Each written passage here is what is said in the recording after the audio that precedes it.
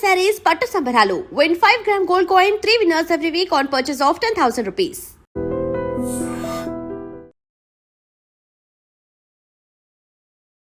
నమస్కారం, welcome to I dream. ధర్మ మార్గం విత్ విజిత కార్యక్రమానికి స్వాగతం.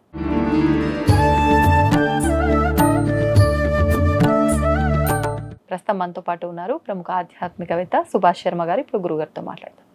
నమస్కారం అండి. శ్రీమాత్రినమండి. గురుగారు, బంగారం ధరలు చూస్తుంటే ఒక్కొక్క రోజు ఒక్కొక్కలాగా, రోజు కూడా కాదు గంటల్లోనే చాలా మార్పులు అయితే మనం ప్రస్తుతం చూస్తున్నాము. మరి రాబోయే 6 నెలల్లో ఇంకా అసలు మనం అంచనా వేయలేని స్థితికి బంగారం ధరలు పెరిగిపోతాయి, బంగారంతో పాటు వెండి ధరలు కూడా పెరిగిపోతాయి అని చెప్పి వింటూ ఉన్నాము. అసలు ఎలా ఉందండి బంగారము వెండి ధరల పెరుగుట తరుగుట ఈ విధానం అంతా ఎలా ఉండబోతోంది? తప్పకుండా తెలియజేస్తాను. ముందుగా వీక్షిస్తున్న ప్రేక్షకులందరికీ శ్రీమాత్రే నమః, శ్రీ గురుభ్యో నమః. నమస్తే అస్తు మహామాయే శ్రీపీఠే సురపూజితే శంఖచక్ర గదాహస్తే మహాలక్ష్మీ నమోస్తుతే. ఇక్కడ బంగారము అనేటటువంటిది ఫస్ట్ ఆఫ్ ఆల్ గ్రహాల యొక్క ఫలితాలు కనుక చూసుకుంటే ఒకలా ఉంటుంది, మార్కెట్ ప్రకారంగా చూసుకుంటే ఒకలా ఉంటుంది. అయితే ఈ మధ్యకాలంలో కనుక చూసుకుంటే ఫైనాన్షియల్కి కారకుడు ఎవరు అంటే ప్లానటరీ పొజిషన్లో గురువు అవుతాడు.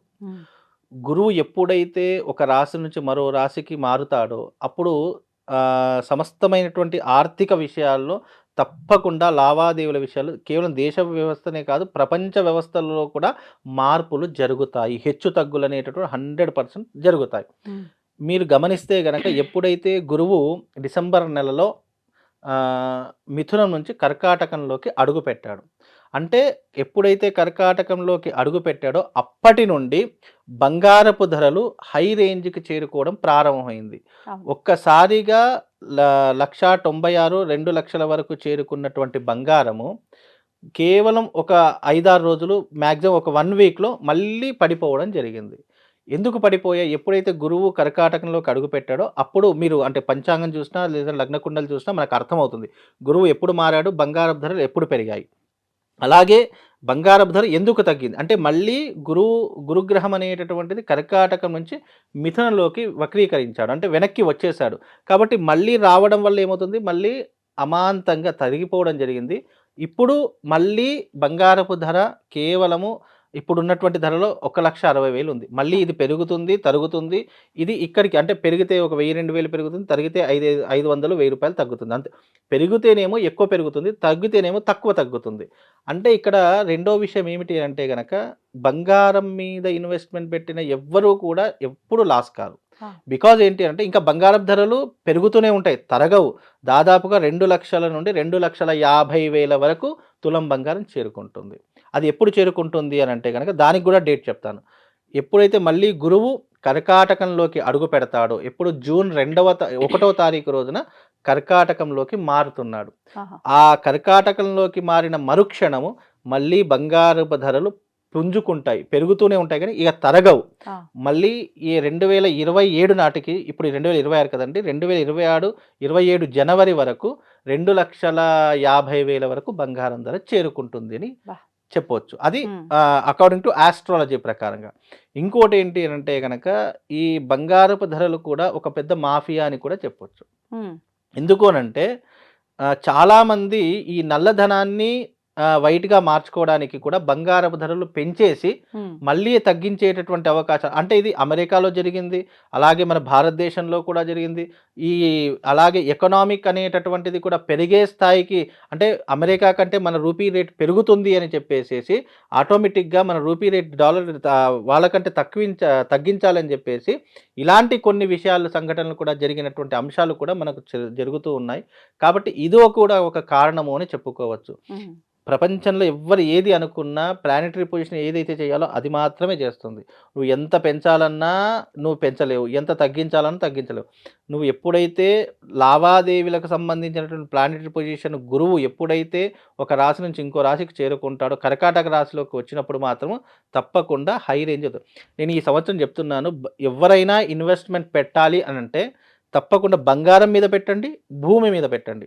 మీరు 2025 నుంచి తీసుకోండి. 2025లో తులం బంగారం 60,000 రూపాయలు ఉండేదండి.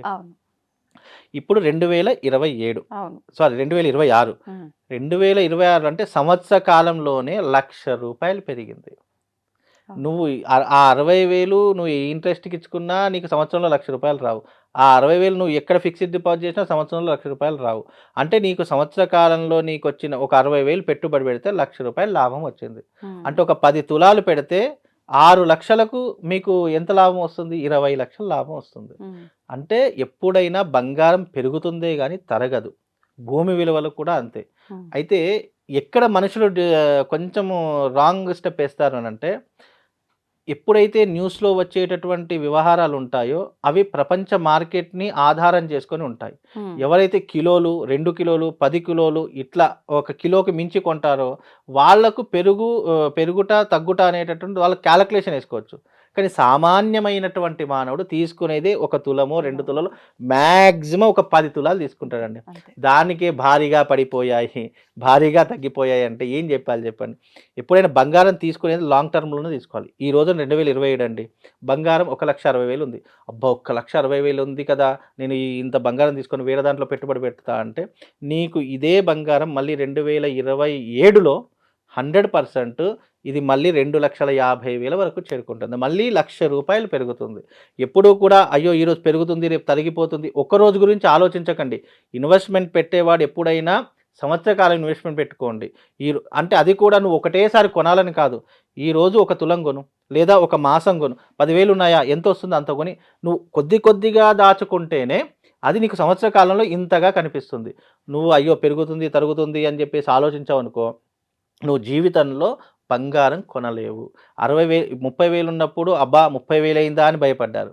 60,000 వచ్చేసరికి 60,000 అయిందా అని భయపడ్డారు. రూ. 1,00,000 వచ్చేసరికి బంగారం ఎప్పుడు పెరుగుతూనే పోతుంది గానీ తరగదు. అది బంగారంకు. అలాగే వెండి కూడా దాదాపుగా 3,50,000 4,00,000 వరకు ఇప్పుడు ప్రస్తుతానికి 2,50,000 చిల్లర ఏదో ఉంది.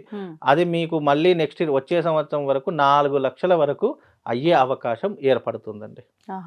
అంటే చాలా మంది బంగారం సంగతి అయితే అంచనా వేయలేకపోతున్నారు. వెండి మాత్రం 7,00,000కి వెళ్ళిపోతుందని చెప్పి లేదు. హడావిడి కేవలం చేస్తున్నారు. 4,00,000 దగ్గర వెళ్లి ఆగిపోతుంది అంతే.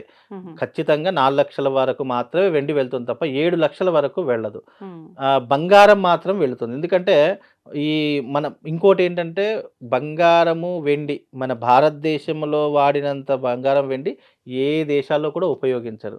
ఎందుకంటే మన వాళ్ళకే బంగారం, వెండి వాడాలి. బంగారం, వెండి వేసుకుంటేనే మనకు సంఘంలో గౌరవ మర్యాదలు పెరుగుతాయి. అంటే కొన్ని వస్తువులు వేసుకోవడం వల్లనే గౌరవ మర్యాదలు పెరుగుతాయని ఆలోచించేటటువంటి స్వభావం కలిగినటువంటిది మన తెలుగు రాష్ట్రాల్లో గానీ, లేదా మన భారతదేశంలో బంగారానికి చాలా ప్రాముఖ్యత ఉంది.